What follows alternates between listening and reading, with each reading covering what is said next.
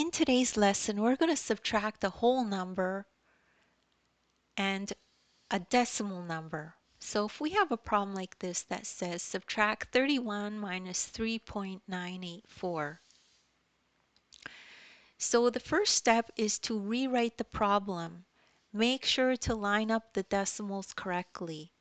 So at the end of any whole number, there is a decimal here, even though we don't always write it in. So what you'll need to do is put a decimal here, and then in order to do the subtraction, put in zeros afterwards. So let's see how that looks. So put a decimal at the end of the whole number and put in zeros to perform the subtraction. Looks like this. So doing this does not change the value of the whole number. The value of 0 is nothing, so adding trailing zeros behind it, as long as you put the decimal there, will not change its value. Okay? Now we bring the decimal down into the answer and make sure it lines up. Make sure the decimal lines up. Now we could just subtract, and just as if the decimal's not there. Just pretend it's not there. So now we just remember our place value and start subtracting from right to left. So we start from here and we go this way. Okay? So let's review our place value.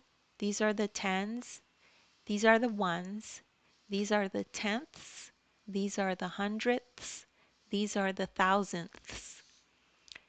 So let's now subtract the thousandths. We start here. So we have to borrow a 1 from the ones. There are no numbers we could borrow from here, so we have to go all the way over here to borrow something. So let's see how to do that. So we actually look at these three numbers.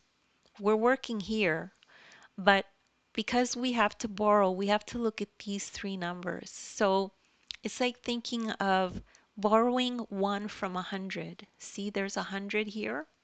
And like I said, ignore the decimal. If you take 1 away from 100, you're left with 99. So that's what you put here. And then you put the 1 in front of the 10 that you borrowed. Now we just, so taking away or borrowing a 1 from 100 becomes 99. Now we just subtract 10 minus 4. Okay? So that's equal to 6. Now we go to the next place value. We subtract the hundredths. 9 minus 8. We can do that. It's equal to 1. We don't have to do any borrowing. Now we subtract the tenths. 9 minus 9 is 0. We don't have to do any borrowing. Now we go to the ones. Subtract the ones. We do need to borrow from the tens here. We can't subtract 0 minus 3. So when we borrow from the tens, this 3 becomes a 2, and we put a 1 here, and this becomes a 10. Now we can do our subtraction. 10 minus 3 is 7. Now we subtract the tens. Subtract 2 minus 0. 2 minus 0, there's nothing here, is equal to 2. And that's the end of that lesson. That's how you subtract a whole number and a decimal number. And don't worry if you didn't get that right away. You could just rewatch the video.